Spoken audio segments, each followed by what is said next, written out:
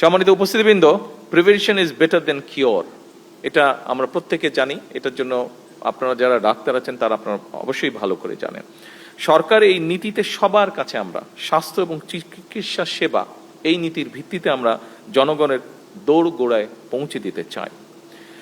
এখানে আমরা দেখেছি একটু আগে একজন ডাক্তার বলেছেন ওনার বক্তব্যে যে 2 দিনে 800 রোগীকে আপনাদের টেক কেয়ার করতে হয়েছে, যেটা একজন ডাক্তারের জন্য আসলেই এটা একটা অমানবিক অবস্থা হয়ে ওঠে অনেক সময়। এবং সেজন্যই আমরা চিন্তা করেছি এই চিন্তাটা করা থেকেই। এবং ডক্টর জুবাইদা উনি ইম্পেরিয়াল থেকে যে এমএসটা করেছিলেন সেটা ওনার ছিল প্রিভেনশনের উপরে।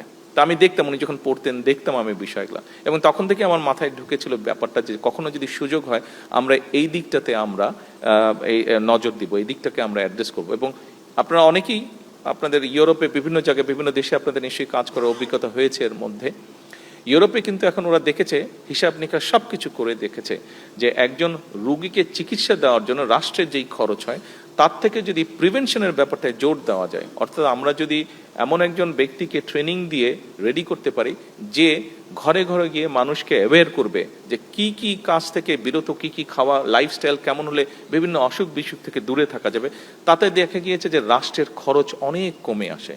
এবং তারপরেও যারা অসুস্থ হয়, যেহেতু হাসপাতালে যদি কম সংখ্যক মানুষ অসুস্থ হয় তাহলে খুব স্বাভাবিকভাবে এই যে মেডিকেল কলেজে যেটা ঘটেছে, প্রথম দিন 400, পরের দিন 300, এরকম প্রায় 700-800 মতন রোগী প্রতিদিন, এরকম প্রেশারটা এটাও কিন্তু স্বাভাবিকভাবে তখন কমে আসবে যদি দেশে সামগ্রিকভাবে কম সংখ্যক মানুষ অসুস্থ হয়।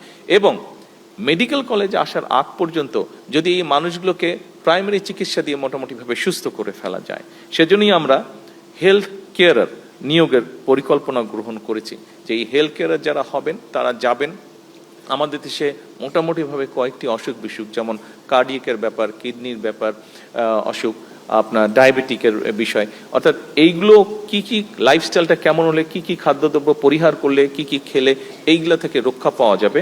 আমরা এই হেলথ কেয়ারার যারা আছে তাদেরকে আমরা এই বেসিক ট্রেনিংগুলো আমরা দিব।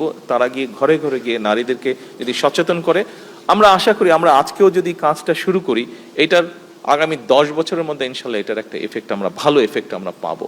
এবং সেক্ষেত্রে আমাদের ডাক্তারদের উপর একসময় গিয়ে চাপ কমে আসবে, একসময় গিয়ে স্টেটের, রাষ্ট্রের খরচ, চিকিৎসা ক্ষেত্রে খরচ, সব কিছুর উপরে আমাদের চাপটা কমে আসবে। যারা অসুস্থ হবেন আমি ব্যক্তিগতভাবে আশা করি আমরা যদি মোটামুটিভাবে ইনশাল্লাহ এটাতে সাকসেসফুল হতে পারি তাহলে তারপরেও যারা অসুস্থ হবেন তাদেরকে আমরা অনেক বেটার ট্রিটমেন্ট আমরা তাদেরকে দিতে সক্ষম হব।